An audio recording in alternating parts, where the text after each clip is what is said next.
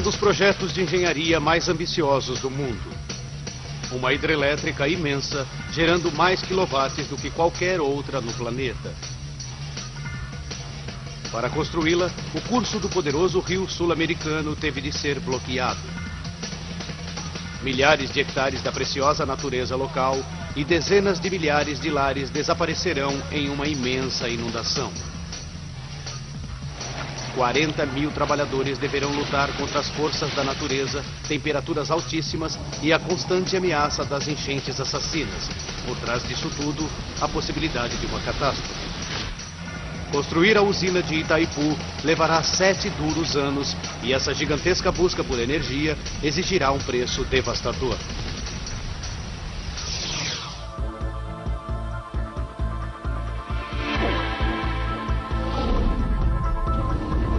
Obras incríveis. Itaipu. O Rio Paraná, com 4.000 quilômetros de comprimento, é o segundo maior rio da América do Sul, superado apenas pelo poderoso Amazonas. Em parte de seu curso, o Paraná marca a fronteira entre o Brasil e o Paraguai. Aqui, seu curso foi bloqueado por uma estrutura feita pelo homem, a usina de Itaipu. É a hidrelétrica mais potente do mundo. Ela gera 90 mil gigawatts todos os anos, o suficiente para alimentar a cidade de Londres por 3 anos. Com 7 quilômetros de comprimento, ela é 2,5 vezes mais longa do que a ponte americana Golden Gate. E sua altura equivale a um prédio de 65 andares. A usina sustenta um volume de água equivalente a 400 vezes o tamanho do Central Park de Nova York. Água que avança pela usina em forma de uma gigantesca cascata feita pelo homem para produzir eletricidade. Foi preciso um exército de 40 mil homens e 20 bilhões de dólares para construir essa monstruosa estrutura, quase 50 vezes o custo da hidrelétrica Hoover. O italiano Piero Sembenelli foi um dos engenheiros na construção da usina. Não imaginávamos o quanto esse projeto seria difícil. A usina está localizada em um dos locais mais remotos do mundo. Mas por que o projeto mais ambicioso do mundo de uma usina hidrelétrica foi realizado aqui?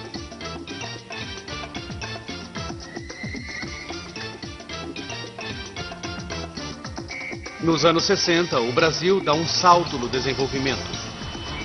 Sua economia está crescendo em cerca de 10% ao ano, mas a população está crescendo também. Já soma mais de 70 milhões de pessoas. E em 3 décadas, a população do Brasil chegará a 170 milhões e o país estará entre os 10 mais populosos do mundo.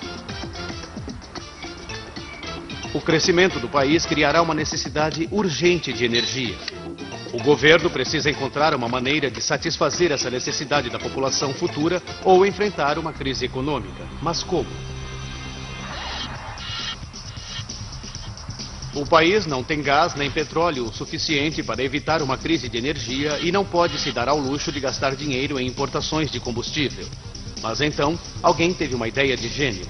Por que não usar uma vantagem natural, de graça e que tem de sobra no Brasil? Água. A incrível quantidade de 10% de toda a água doce do mundo é encontrada no Brasil. Os 40 mil quilômetros de rios do país equivalem a uma volta ao globo.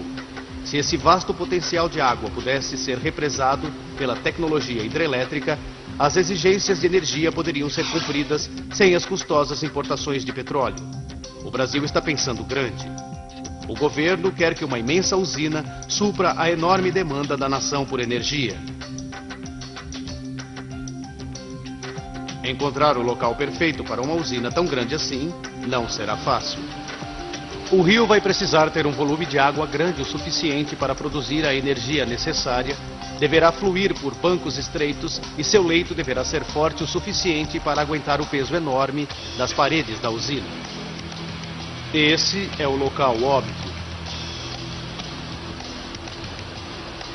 O rio Iguaçu alimenta uma das maiores cachoeiras do Brasil, mas ele tem apenas 1/8 das águas necessárias para a usina monstro. 1 a 1, os engenheiros verificam 50 outros locais. Nenhum é satisfatório, mas finalmente o local perfeito é encontrado. O rio Paraná é o 7º maior do mundo, contendo 4 vezes mais água do que o rio Colorado nos Estados Unidos. Em um local chamado Itaipu, ele flui através de uma garganta submersa. Pesquisas geológicas mostram que o leito é capaz de suportar o peso imenso. Os engenheiros o acham perfeito, mas há um imenso obstáculo.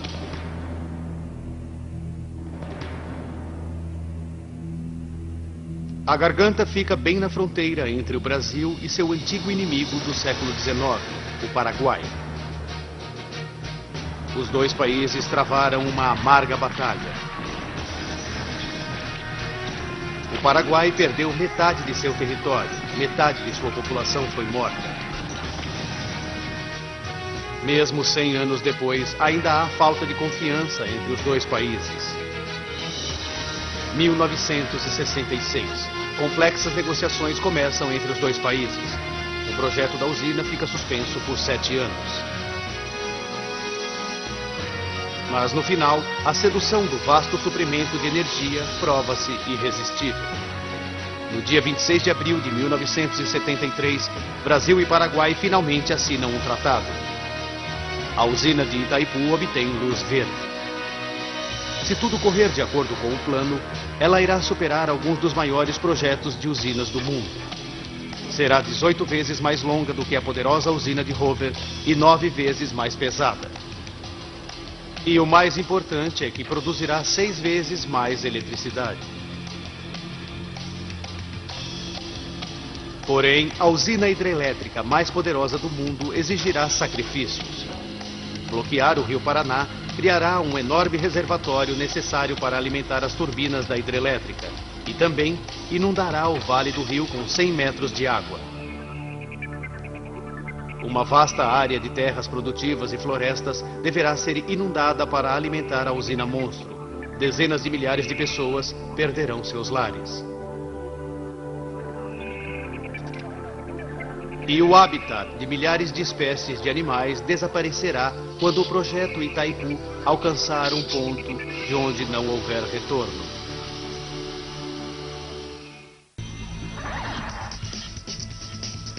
Maio de 1975. Dois antigos inimigos, Brasil e Paraguai, assinam um pacto histórico. Começa a construção da maior usina hidrelétrica do mundo. Ela irá represar o poderoso rio Paraná. O objetivo? Fartura de energia para ambos os países. O orçamento de 20 bilhões de dólares foi fornecido pelo governo brasileiro e por investidores estrangeiros. Os engenheiros encontraram um lugar no rio perfeito para a construção da usina. Para construí-la, eles primeiro precisarão desviar o curso do rio Paraná, que existe há milhares de anos, e redirecioná-lo. Um canal gigante de desvio deverá ser escavado nas pedras do leito do rio. Seu objetivo é desviar temporariamente o rio do local de construção da usina. Com 2 quilômetros de comprimento e 8 metros de profundidade, será o maior canal de desvio já feito. Mas se ele falhar e não desviar o rio corretamente, todo o projeto estará condenado. Piero Sembinelli é o engenheiro encarregado de construir o canal. Foi uma luta e tanto. O desvio do Paraná foi o mais difícil já tentado.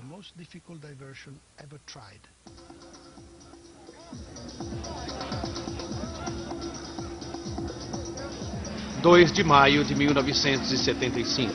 Começa a construção de Itaipu.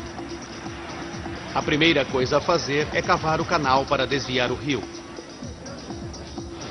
Levará 3 anos de trabalho com explosivos, cavadoras mecânicas e força total para cortar as rochas. Enquanto isso, outros estão contando o custo ambiental resultante da construção de um projeto desse tamanho. Depois de construída, a usina de Itaipu transformará o vale do rio Paraná em um reservatório gigante. Uma área 2 vezes maior do que a cidade de Chicago será inundada até a profundidade de 100 metros. À medida que as escavações aumentam, os consultores ambientais começam o trabalho. Sua tarefa: descobrir que animais e plantas poderão ser salvos da enchente que se aproxima.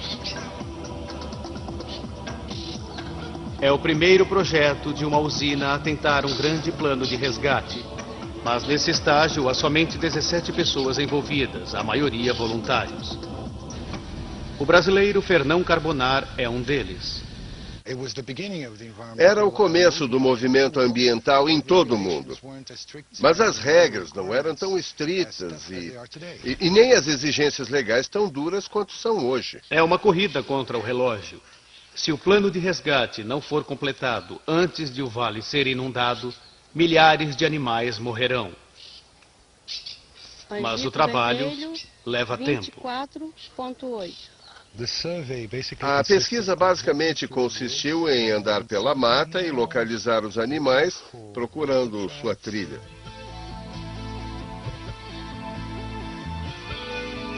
Mas além dos animais, as pessoas que vivem aqui, cerca de 40 mil vilarejos inteiros e pequenas fazendas, alguns desses, lares de famílias há várias gerações, serão perdidos para sempre sob a inundação.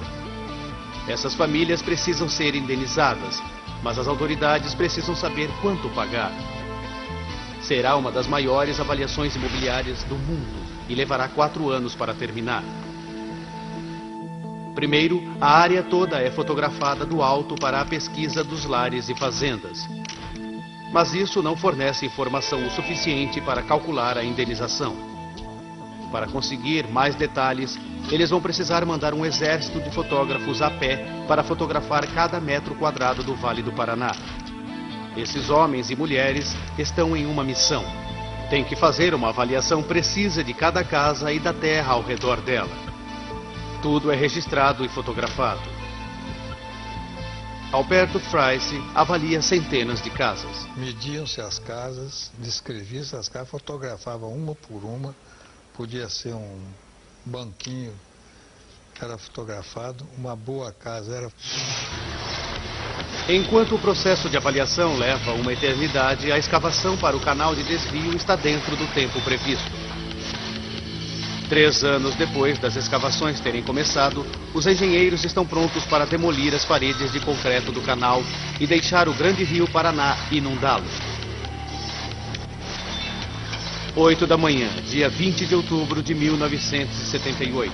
Cargas de dinamite são colocadas em cada uma das extremidades do canal. É um momento de tensão. Se a explosão danificar o canal, ela poderá atrasar o projeto por anos.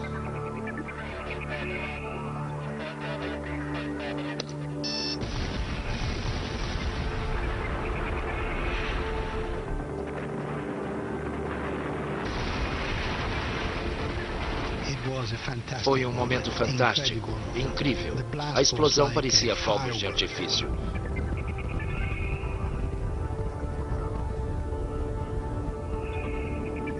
Está funcionando. O poderoso rio Paraná está correndo em um novo curso. É uma grande conquista. Os engenheiros de Itaipu alteraram o curso de um dos maiores rios da América do Sul. Mas é apenas a fase 1 do desvio. Uma parte da água ainda corre pelo antigo leito. A seguir, enormes usinas temporárias chamadas ensecadeiras deverão ser construídas para forçar toda a água para baixo em direção ao canal de desvio, para longe do local da construção da usina. Essas estruturas são feitas jogando-se enormes pedras dentro do rio até o curso ser detido. As ensecadeiras podem ser apenas temporárias, mas o engenheiro britânico Bill Bates sabe o quanto é importante que elas sejam seguras. As ensecadeiras evitam que o rio avance para dentro da área onde a usina está sendo construída. Se essas estruturas caíssem durante a construção da usina... Seria um desastre total. O Brasil recebe algumas das chuvas mais fortes do mundo. E o aumento do volume de água poderia pôr as ensecadeiras sob pressão ou até derrubar as paredes. Isso faria com que o paredão de água devastador caísse sobre centenas de trabalhadores. Os engenheiros esperam ser avisados com antecedência sobre o aumento do volume do rio para que possam tirar os trabalhadores de lá a tempo.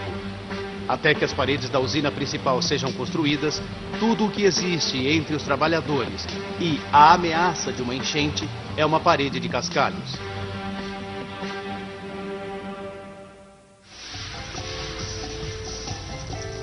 Agora que o Rio Paraná foi completamente desviado, o trabalho mais difícil, ou seja, a construção das enormes paredes da usina de Itaipu, pode começar.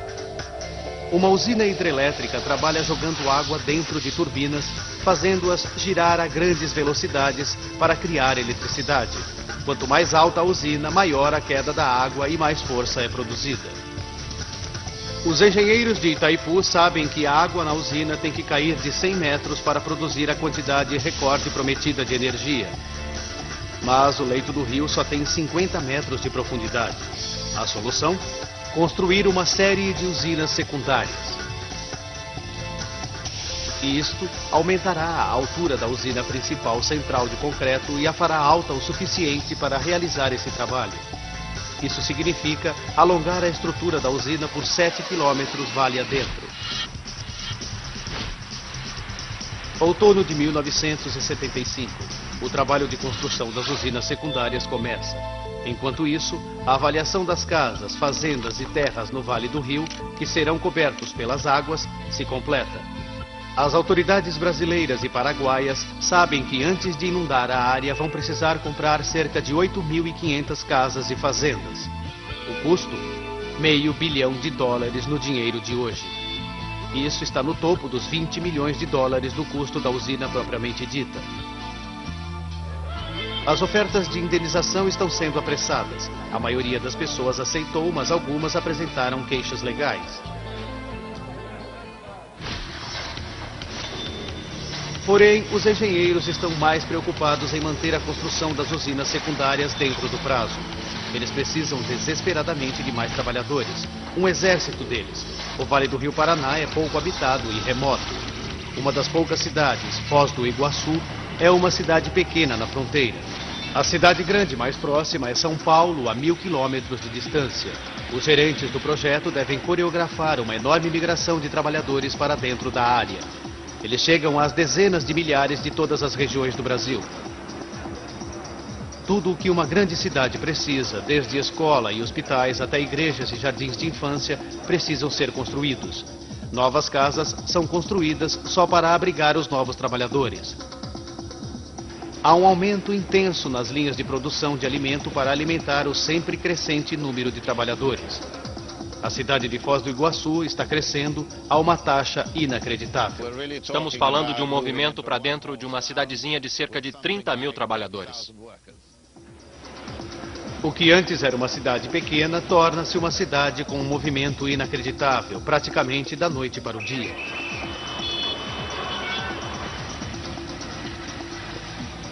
Enquanto os novos trabalhadores trabalham na construção das usinas secundárias, os engenheiros estão lutando com o desenho de uma imensa usina principal que bloqueará o rio em seu ponto mais profundo. Todas as usinas deverão ser capazes de uma coisa: elas deverão resistir à inimaginável pressão da água do reservatório atrás delas. Onde a geografia permite, as usinas podem ser simples paredes ancoradas em rochas ao redor. Mas Itaipu não tem essa ajuda do terreno. Ela terá que se sustentar sozinha. Portanto, Itaipu deverá seguir um desenho que recorra somente ao seu próprio peso. Os engenheiros chamam isso de usina de gravidade. A ideia é fazer as estruturas tão pesadas de modo que a água simplesmente não possa movê-las.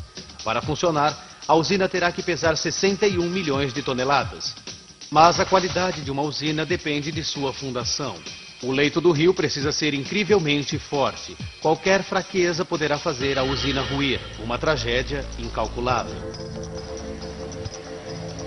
Os engenheiros empreenderam uma pesquisa detalhada. Os resultados são bons. As fundações da usina são firmes e eles têm um trunfo na manga para economizar dinheiro. Uma usina feita de concreto sólido pesaria mais do que o necessário e adicionaria custos altíssimos desnecessários. O plano é fazer as paredes da usina principal ocas. Desde que tenha peso suficiente, ela resistirá à pressão da água, o que não significa que ela seja absolutamente sólida. Ela pode ser oca e ainda assim resistir à pressão da água. Construir a usina oca significa que sua base pode ser ainda mais larga com a mesma quantidade de concreto. E todas as paredes irão se inclinar mais gentilmente, empurrando a água com pressão para a base abaixo, onde a usina é mais forte. Isso também significa que o equipamento gerador de energia poderá ficar dentro da própria usina. É uma solução inteligente. Junho de 1979. Os preparativos para a usina principal estão dentro do prazo previsto e os gerentes estão determinados a continuar assim. Tudo está indo bem. Mas depois o trabalho para abruptamente. Há um problema com o leito do rio. À medida que cavávamos as fundações, descobrimos que as condições, na verdade, não eram bem as que esperávamos. Uma notícia desastrosa. A pesquisa considerou o leito do rio perfeito, mas agora os engenheiros se depararam com uma fraca camada de pedras que se desfazem como um dente podre 20 metros abaixo. Os engenheiros temem que ela não aguente o peso da usina. Se eles continuarem a construção, a usina poderá cair. São cavados túneis na pedra de modo que os engenheiros possam investigar a camada suspeita. Apenas uma inspeção detalhada revelará a escala do problema. Eles rezam para que seja apenas um pedaço de rocha ruim. O engenheiro Conrado Piacentini investiga os segredos do leito do rio. Essa é a rocha boa e essa é a de má qualidade.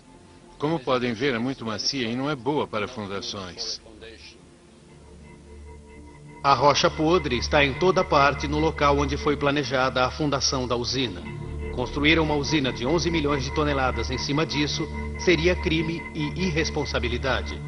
Os engenheiros precisam encontrar uma solução depressa. Os trabalhadores ficam parados enquanto os engenheiros e geólogos lutam com o problema. Finalmente, encontram um plano que poderá funcionar. Eles não podem construir sobre a camada de rochas fracas, mas será que podem substituir essa camada? Como dentistas, os engenheiros retiram a rocha podre e cobrem a superfície com concreto extra forte. Está dando certo, mas o trabalho extra levará meses e adicionará 20 milhões de dólares ao orçamento. Consertar a camada de rocha inútil poderá ameaçar todo o prazo para a construção da usina. E o calor implacável do sol do Brasil está prestes a dar aos engenheiros outra dor de cabeça.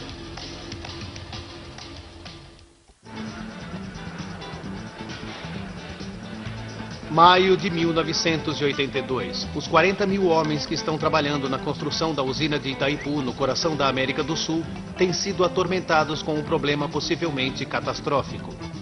O leito imperfeito do rio por baixo da fundação pode fazer a imensamente pesada estrutura ruir.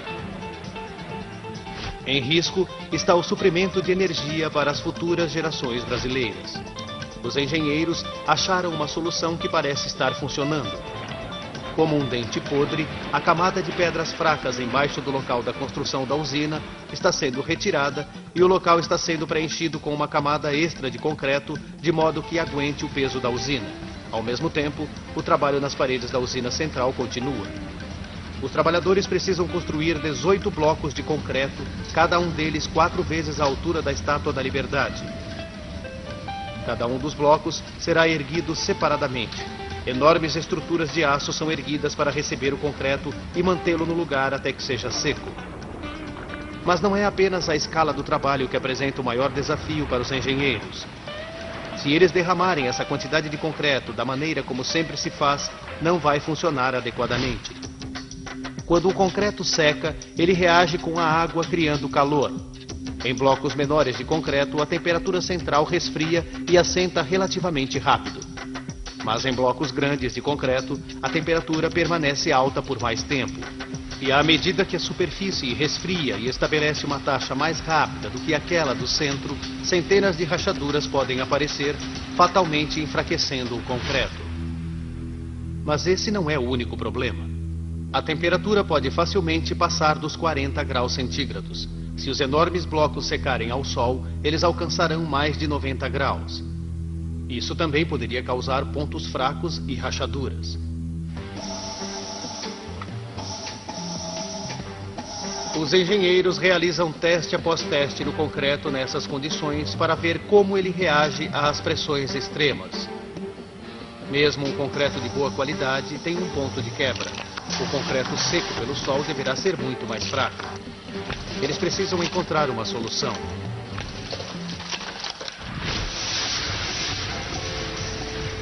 Os engenheiros vêm lutando com o problema do concreto. Sua resposta? Refrigeração, em uma vasta escala. 2 enormes usinas de resfriamento resfriarão cada centímetro do concreto. O engenheiro Adalberto Cheno relembra a cena. A pedra foi lavada com água gelada e depois recebeu ar frio. Usando um grande número de pedaços de gelo, pudemos produzir um concreto com uma temperatura de apenas 4 graus. E pelo fato de termos um sistema de transporte eficiente, o concreto só chegou a 7 graus quando estava sendo posto nos moldes.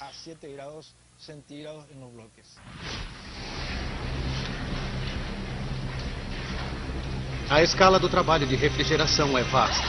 As 2 usinas têm a capacidade de resfriamento de mais de 50 mil freezers domésticos. Em junho de 82, a corrida é para permanecer no prazo para a finalização da usina, que é de apenas 3 meses. 7 grandes caminhos aéreos de cabo agora alimentam a fome insaciável da usina por concreto, partindo de 6 enormes usinas de produção. Esse cimento estava sendo trazido de milhares de quilômetros. De uma só vez, alguma coisa como 140 toneladas de cimento chegava a cada 20 minutos.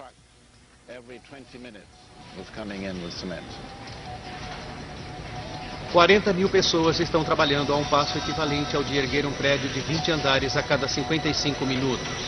À medida que o projeto se aproxima do fim, a velocidade do trabalho aumenta ferozmente. Adalberto Cheno era o responsável pelo horário de trabalho. Durante a construção da usina, tivemos prazos restritos.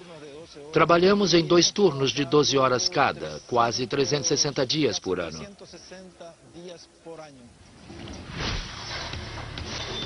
À medida que a contagem regressiva para a finalização da usina e da inundação do vale começa, os conservacionistas começam a retirar a vida selvagem do local. Eles esperam salvar 30 mil animais, recolocá-los em novas áreas ou em santuários feitos para a vida selvagem. A equipe de resgate sabe que é uma corrida contra o tempo para tentar salvar o maior número de animais possível antes da enchente. Ao mesmo tempo, a imensa tarefa de recolocar mais de 8.500 famílias está acontecendo.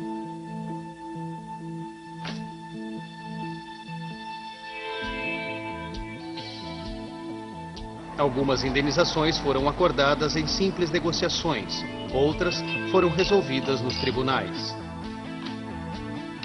Algumas famílias receberam dinheiro, outras receberão propriedades similares e terras em outra localidade. Algumas dessas famílias viveram no Vale do Paraná por várias gerações.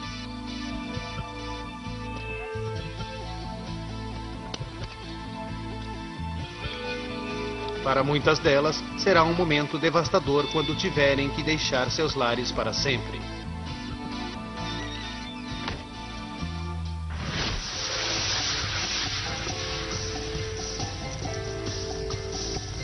A trilha de 7 quilômetros da usina finalmente está completa. Itaipu assume seu lugar como uma das usinas mais longas e impressionantes do mundo. Mas o próximo passo é absolutamente crítico. Os engenheiros agora fecharão o canal que desvia o rio Paraná. O rio fluirá então devagar por todo o vale, criando um vasto reservatório que irá alimentar a usina e suas turbinas geradoras de energia. Depois de cheio, a pressão da água no reservatório da usina de Itaipu será de 4.000 máquinas de terraplanagem exercendo uma força incessante contra as paredes da usina. Os engenheiros fizeram cálculos altamente detalhados e estão confiantes em que as enormes paredes sejam mais do que fortes para conter a água. Porém, o preenchimento do reservatório de qualquer usina é um momento crítico. O concreto das paredes da usina será todo o sustento do vasto reservatório e das 280 mil pessoas que vivem ao redor de Foz do Iguaçu. A falha de qualquer uma das usinas principais sempre é um grande desastre, porque a quantidade de água liberada criaria uma onda que inundaria tudo e causaria um dano tremendo.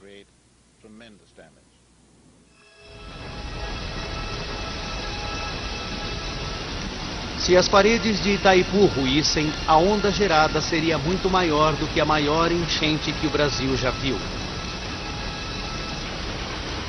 Um corpo de água do tamanho de uma cidade destruiria todo o Vale do Paraná.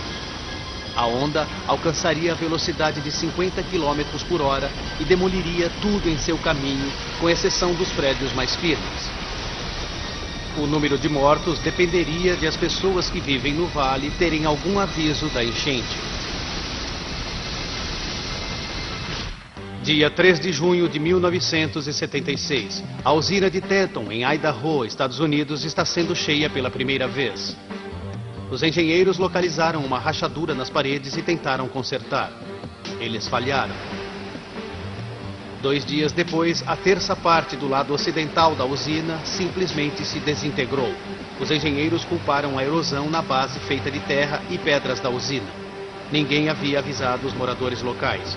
O colapso da usina de Teton causou centenas de milhares de dólares de danos às propriedades, ao gado e às colheitas. Mas, por milagre, somente 14 pessoas morreram.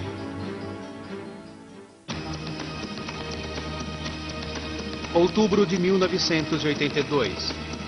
Passaram-se 7 anos desde que a construção começou. É o grande dia. Os enormes portões do canal de desvio são fechados. O rio Paraná flui mais uma vez em seu curso original. Ele transborda sobre as ensecadeiras e vai para o reservatório. Seja lá o que acontecer, não há como deter a água agora. À medida em que a água sobe, mais e mais pressão é exercida contra as enormes paredes de concreto. Levará 14 dias para que o reservatório encha totalmente seus 100 metros de profundidade. Todos foram tirados da área da enchente. Mas alguns ficam para ver seus lares desaparecerem embaixo da água.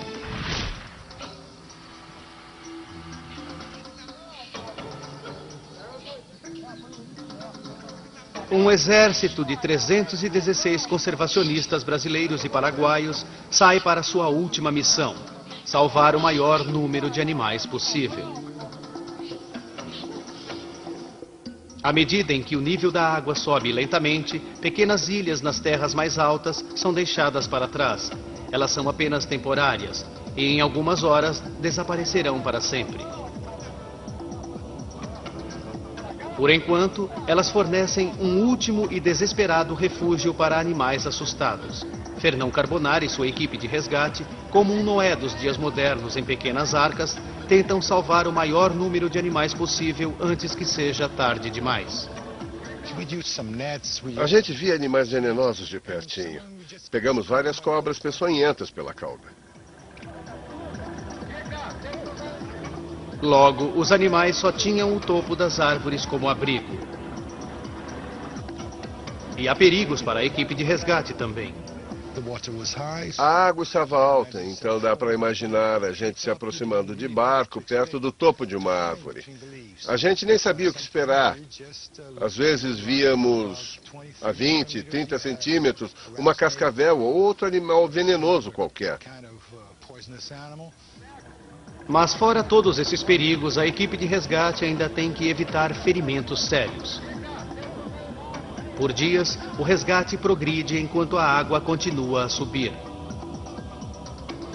Dentro de 2 semanas, uma vasta região do Vale do Paraná estará perdida para sempre.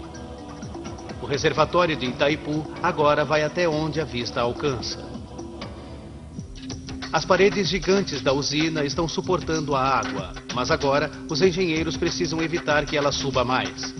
Se a água ultrapassar o topo da usina, as paredes poderão enfraquecer e até começar a rachar, com consequências possivelmente catastróficas.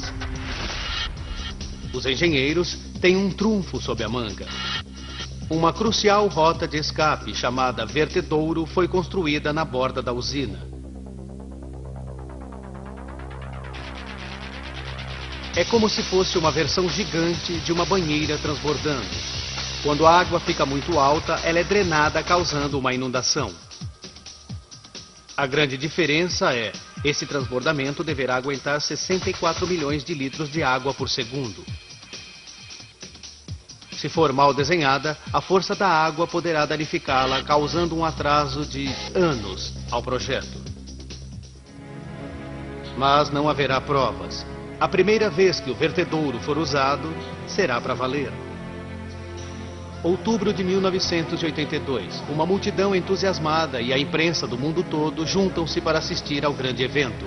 Os engenheiros se preparam para levantar os portões e abrir os vertedouros pela primeira vez. A água começa a cair devagar. Logo se tornará uma torrente. Está funcionando. O vertedouro está dando certo. Está controlando uma cascata 22 vezes maior do que a Niagara Falls. Agora o Brasil é dono da maior queda d'água do mundo feita pelo homem. O engenheiro Adalberto Cheno testemunhou este momento. Foi um espetáculo inesquecível e permanecerá na minha memória para sempre.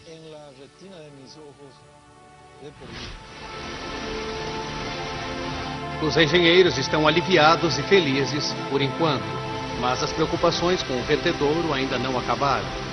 O vertedouro está conseguindo lidar com o volume de água, mas eles sabem que toda aquela água forçando a parte de baixo poderá afetar a usina propriamente dita.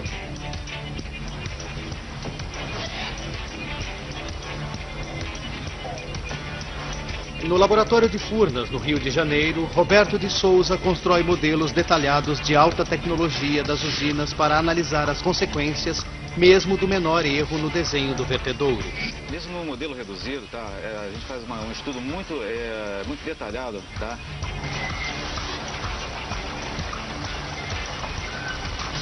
Dos efeitos da queda d'água, da energia que ela pode prejudicar a própria estrutura, tá?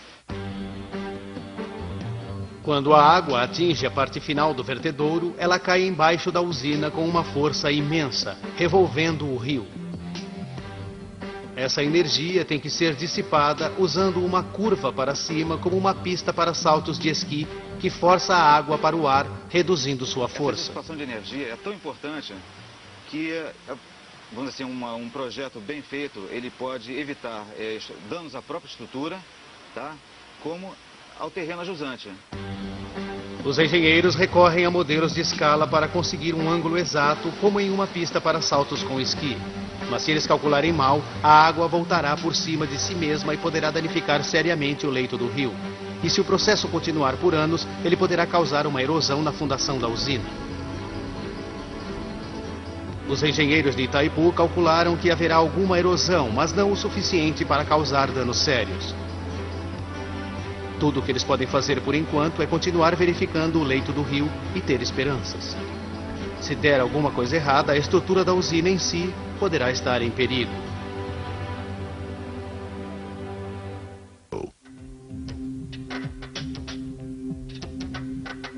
O vasto reservatório que alimenta a usina de Itaipu foi preenchido, inundando milhares de quilômetros quadrados de terras produtivas e floresta tropical. 30 mil aves, mamíferos e répteis foram salvos pelos conservacionistas, mas todos eles precisam de novos lares. Alguns são recolocados, mas 300 serão levados para um santuário de vida selvagem. O refúgio Bela Vista não é um zoológico. As espécies ameaçadas que foram salvas se reproduzirão aqui e acabarão voltando para a natureza um dia. Bela Vista é também um dos primeiros centros voltados para educar os habitantes locais sobre a vida selvagem que existe perto deles. 700 quilômetros quadrados de floresta são perdidos na inundação do vale. Mas milhares de novas árvores são plantadas ao redor da borda do reservatório. Um programa de conservação como o feito em Itaipu parece básico, julgando-se por padrões modernos. Mas nos anos 80 ele representa uma atitude tanto para minimizar os danos causados pelas usinas de larga escala. Nos 9 anos seguintes, a finalização de Itaipu se desenrola. Com o término das paredes da usina, começa o trabalho da usina geradora de energia. 18 tubos gigantes para afunilar a passagem da água por turbinas, cada um da altura de um prédio de 30 andares, são construídos. As turbinas pesam 800 toneladas, peso de 2 juncos. Elas são tão grandes que foi preciso construir veículos especiais para transportá-las. No coração de cada turbina ficam rotores. Eles irão girar ímãs dentro de uma mola de cobre para produzir eletricidade. Embora os rotores tenham mais de 16 metros de uma ponta a outra, eles têm de ser instalados precisamente, não desprezando nem o espaço de 1/10 de milímetro. E isso não é tudo. O maior volume da eletricidade gerada na usina de Itaipu é destinado às grandes cidades de São Paulo e Rio de Janeiro. E essas cidades estão a mais de 1.000 quilômetros de distância. Uma enorme rede de torres ao longo do interior do Brasil é erguida. Os fios que ligam as torres da usina são longos o suficiente para dar a volta no planeta 1,5 vezes. À medida em que se aproxima do momento em que produzirá energia, os engenheiros inspecionam o leito do rio procurando por sinais de danos causados pela queda da água dos vertedouros. Esse é o tipo de erosão que enormes volumes de água podem causar quando viajam em alta velocidade. Qual a seriedade de uma erosão causada por um vertedouro? Não parece pouco. Os engenheiros tiram medidas precisas. Eles fazem mais cálculos. Será que a erosão está acontecendo mais perto das fundações da usina? Para seu grande alívio, os engenheiros descobrem que sua previsão original está certa. A erosão não está aumentando. As fundações da usina estão seguras.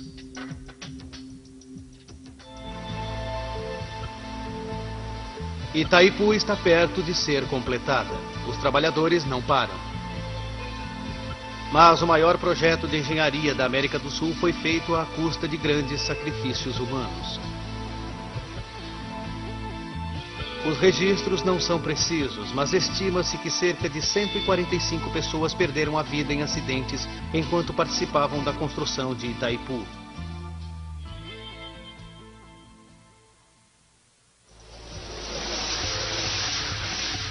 Maio de 1984. E Itaipu está prestes a conseguir seu objetivo e produzir eletricidade pela primeira vez. É o momento pelo qual todos estavam esperando. O fim de 9 anos de trabalho estafante. A água jorra pelos portões no topo da usina, despejando e girando as turbinas. Para os engenheiros e trabalhadores, é um triunfo. Uma a uma, todas as turbinas geram vida e em abril de 1991, Itaipu se torna a usina hidrelétrica mais poderosa do planeta, gerando eletricidade o suficiente para iluminar até 120 milhões de lâmpadas. E Itaipu agora está alimentando a exigência de energia de 24 milhões de brasileiros no Rio de Janeiro e em São Paulo. A eletricidade flui sem nenhum problema por 10 anos. Até que no dia 21 de janeiro de 2002, às 13h30 da tarde, sem nenhum aviso, 13 das 18 turbinas gigantes de Itaipu pararam de repente. A produção de eletricidade para. Os engenheiros de Itaipu não entendem o que deu errado. Rio de Janeiro e São Paulo param. Os semáforos param de funcionar, causando engarrafamentos de vários quilômetros. O sistema de metrô também para. Pessoas ficam presas em elevadores, escritórios, casas, fábricas. Fica tudo no escuro. O que está causando esta falha? José Ricardo da Silveira está a cargo da eletricidade. Todos os geradores e todo o sistema de transmissão para o Brasil. No momento, não sabíamos exatamente o que havia acontecido. Depois de várias investigações, os engenheiros elétricos finalmente descobriram o problema. Uma torre havia caído. O sistema de transmissão não pôde aguentar o nível de energia que Itaipu estava gerando. Ele afetou a estrutura que desliga o sistema que gera energia na poderosa usina. O resultado disso? 12 bilhões de dólares são gastos para melhorar o sistema de transmissão e evitar futuros blackouts. As cidades brasileiras, em apenas uma tarde, tomam conhecimento de como dependem da eletricidade de Itaipu.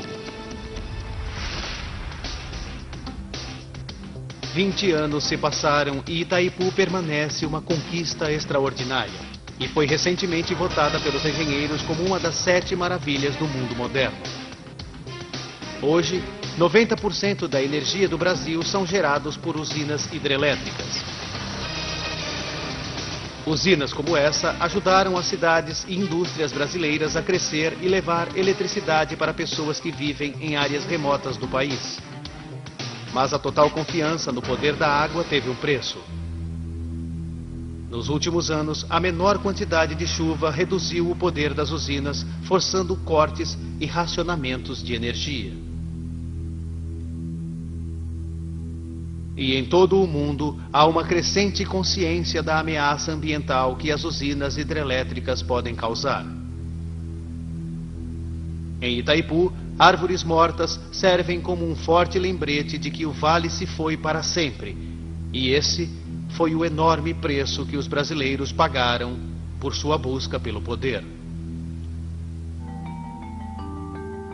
Por uma estrutura feita pelo homem, a usina de Itaipu. É a hidrelétrica mais potente do mundo. Ela gera 90 mil gigawatts todos os anos, o suficiente para alimentar a cidade de Londres por 3 anos. Com 7 quilômetros de comprimento, ela é 2,5 vezes mais longa do que a ponte americana Golden Gate. E sua altura equivale a um prédio de 65 andares. A usina sustenta um volume de água equivalente a 400 vezes o tamanho do Central Park de Nova York. Água que avança pela usina em forma de uma gigantesca cascata feita pelo homem para produzir eletricidade.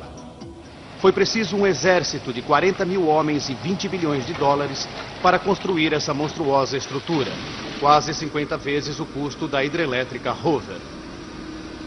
O italiano Piero Sembenelli foi um dos engenheiros na construção da usina. Não imaginávamos o quanto esse projeto seria difícil. A usina está localizada em um dos locais mais remotos do mundo.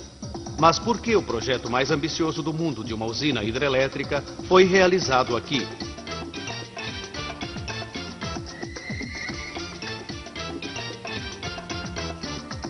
Nos anos 60, o Brasil dá um salto no desenvolvimento. Sua economia está crescendo. O projeto da usina fica suspenso por 7 anos. Mas no final, a sedução do vasto suprimento de energia prova-se irresistível. No dia 26 de abril de 1973, Brasil e Paraguai finalmente assinam um tratado. A usina de Itaipu obtém luz verde.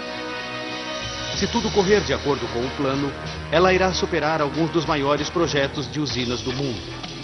Será 18 vezes mais longa do que a poderosa usina de Hoover e 9 vezes mais pesada. E o mais importante é que produzirá 6 vezes mais eletricidade. Porém, a usina hidrelétrica mais poderosa do mundo exigirá sacrifícios. Bloquear o rio Paraná criará um enorme reservatório necessário para alimentar as turbinas da hidrelétrica e também inundará o vale do rio com 100 metros de água. Uma vasta área de terras produtivas e florestas deverá ser inundada para alimentar a usina monstro. Dezenas de milhares de pessoas perderão seus lares. E o habitat de milhares de espécies de animais desaparecerá quando o projeto Itaipu alcançar um ponto de onde não houver retorno.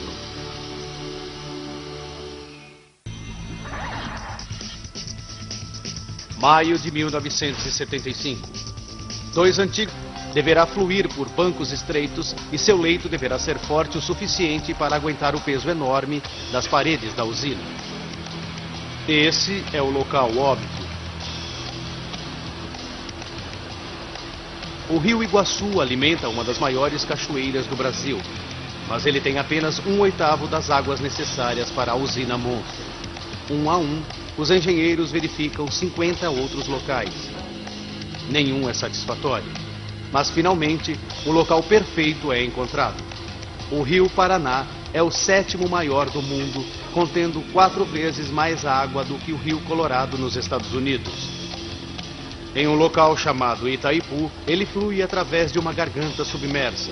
Pesquisas geológicas mostram que o leito é capaz de suportar o peso imenso. Os engenheiros o acham perfeito, mas há um imenso obstáculo.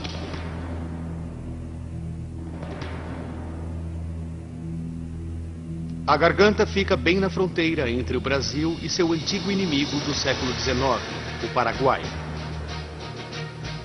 Os dois países travaram uma amarga batalha. O Paraguai perdeu metade de seu território, metade de sua população foi morta. Mesmo 100 anos depois, ainda há falta de confiança entre os dois países. 1966. Complexas negociações começam entre os dois países.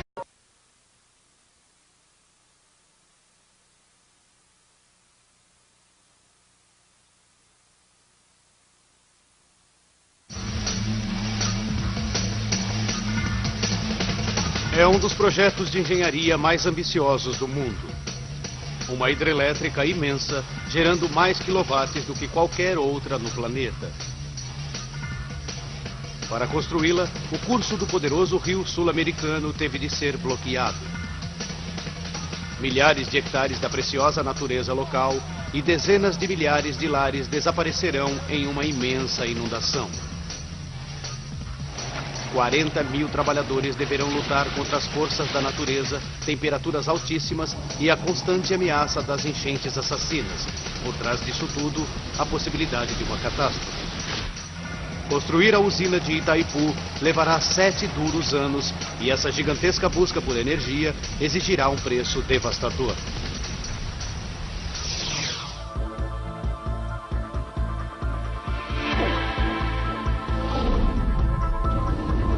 Obras incríveis. Itaipu. O rio Paraná, com 4.000 quilômetros de comprimento, é o segundo maior rio da América do Sul, superado apenas pelo poderoso Amazonas. Em parte de seu curso, o Paraná marca a fronteira entre o Brasil e o Paraguai.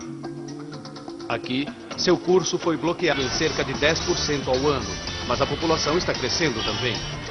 Já soma mais de 70 milhões de pessoas. E em 3 décadas, a população do Brasil chegará a 170 milhões e o país estará entre os 10 mais populosos do mundo. O crescimento do país criará uma necessidade urgente de energia. O governo precisa encontrar uma maneira de satisfazer essa necessidade da população futura ou enfrentar uma crise econômica. Mas como? O país não tem gás nem petróleo o suficiente para evitar uma crise de energia e não pode se dar ao luxo de gastar dinheiro em importações de combustível. Mas então, alguém teve uma ideia de gênio. Por que não usar uma vantagem natural, de graça e que tem de sobra no Brasil? Água. A incrível quantidade de 10% de toda a água doce do mundo é encontrada no Brasil. Os 40.000 quilômetros de rios do país equivalem a uma volta ao globo. Se esse vasto potencial de água pudesse ser represado pela tecnologia hidrelétrica, as exigências de energia poderiam ser cumpridas sem as custosas importações de petróleo. O Brasil está pensando grande. O governo quer que uma imensa usina supra a enorme demanda da nação por energia. Encontrar o local perfeito para uma usina tão grande assim não será fácil. O rio vai precisar ter um volume de água grande o suficiente para produzir a energia necessária